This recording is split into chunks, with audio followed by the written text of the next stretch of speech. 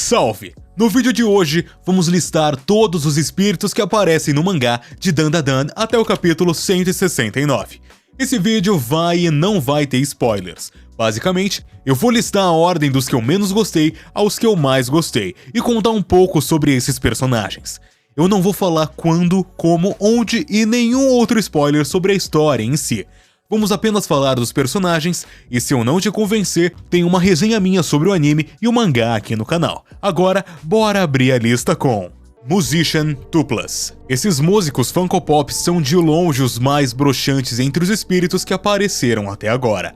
Mas não subestime os caixa d'água. Eles são formados pelo temor de retratos de músicas famosas que ficam em uma sala de música. Assim como os outros espíritos, esse sai apenas à noite, e o método para chamar ele é tocar apavorantemente o piano que tem na sala, e emputecidos, eles vão ofender a sua habilidade e tu vai desviver só pra ficar esperto.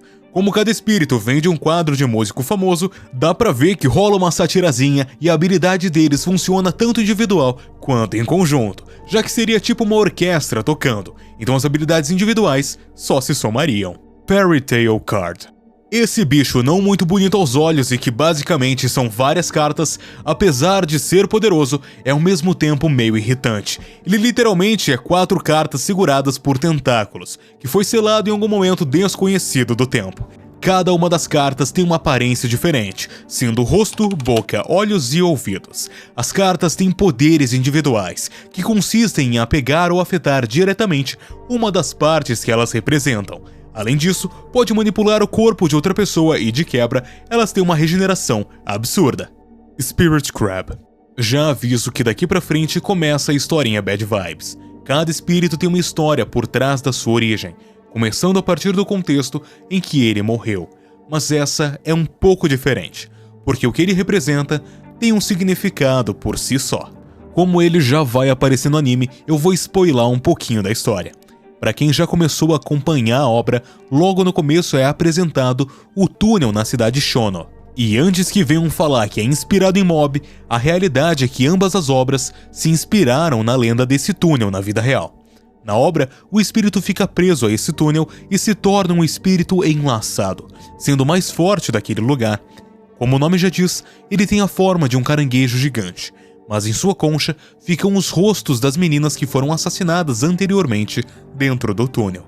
Algum tempo atrás, a vovó Turbo entrou no túnel para consolar o espírito preso à terra, já que o espírito era composto por garotas que morreram horrivelmente e ela está atrelada a isso também. Um dos possíveis motivos para escolherem essa aparência de caranguejo pode ser uma inspiração no Rei Kegane, que é um tipo de caranguejo com um padrão em sua concha que lembra muito uma face, e consideram que o motivo é que essas faces seriam reencarnações de guerreiros que se foram na batalha de Dan no Ura. Em relação aos seus poderes, de forma resumida, ele é um caranguejo imenso e depois da fusão com a véia Turbo, também ganhou a habilidade de correr muito rápido. Mai Kawabanga. Esse é um tipo de espírito que há muito tempo atrás costumava ser chamado de velhote tristonho, mas eles adaptaram para casco, por conta da sua aparência e seu significado. Originalmente, ele era o espírito de uma criança que se foi na infância e montava nas costas das pessoas, buscando amor. Caso o espírito receba o amor que está buscando, ele descansa em paz.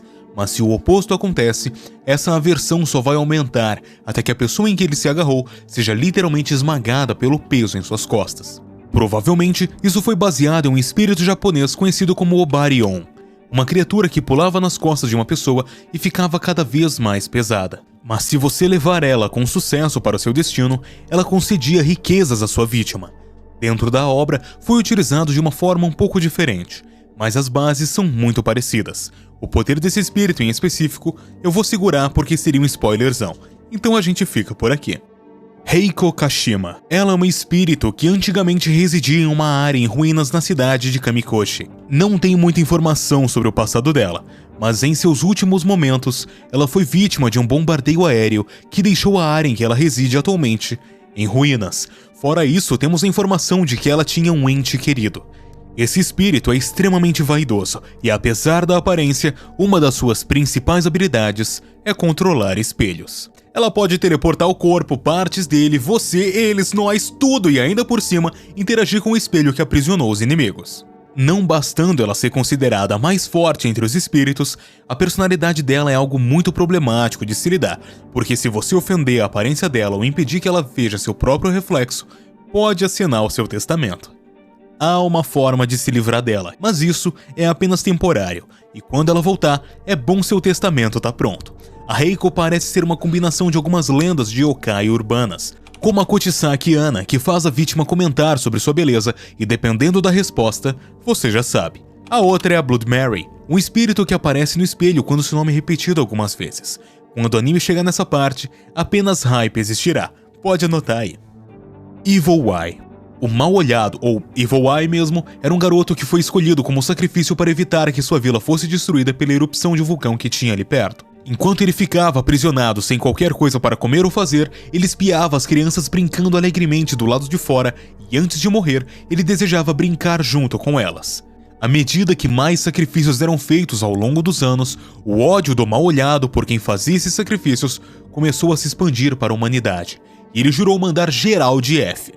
Uma das suas habilidades consiste em ele forçar involuntariamente as pessoas a cometerem o ato de se desviver. E por meio do olhar, ele também pode compartilhar suas memórias e, sendo um espírito, ele consegue possuir o corpo das pessoas. Fora todos esses hacks, ele pode dar forma física ao rancor à sua volta, transformando esse rancor em ataques ou usando para defesa. Varia de acordo com a necessidade. Umbrella Boy. Quando criança, ele cresceu em uma situação de pobreza, mas recebeu um presente de sua mãe e prometeu que sempre iria carregar eles consigo. O presente era um par de botas de chuva e um guarda-chuva, por isso o nome Umbrella. Constantemente o garoto era maltratado por outras crianças por conta de carregar essas coisas, mesmo em épocas que não tinha necessidade. Em um dia de muita chuva, por ainda ser pequeno, o garoto não conseguiu segurar o seu guarda-chuva e ele acabou sendo levado pela chuva, caindo em um rio próximo. Mas infelizmente, o garoto não conseguiu pegá-lo e se afogou no processo. O design do personagem é inspirado em um yokai clássico do Japão, chamado de Kassobaki. Ele é um antigo guarda-chuva que se tornou um espírito, tendo um olho e uma perna também. O que eu tô contando aqui é só a história do espírito em si. Quando você analisa o contexto geral e o envolvimento dele com outros personagens, é cinema demais o desfecho dessa história. Todos os detalhes vão fazendo mais sentido com o passar do tempo, e é aquele tipo de arco que você começa feliz e definitivamente não termina do mesmo jeito. Só não coloquei em primeiro porque os dois últimos são diferenciados também. Acrobatic Silky. De todas, é a mais pesada na minha opinião, mas vamos lá. Antes de virar um espírito, ela tinha uma filha única e era endividada, tendo que trabalhar em vários empregos, incluindo a palavra com P.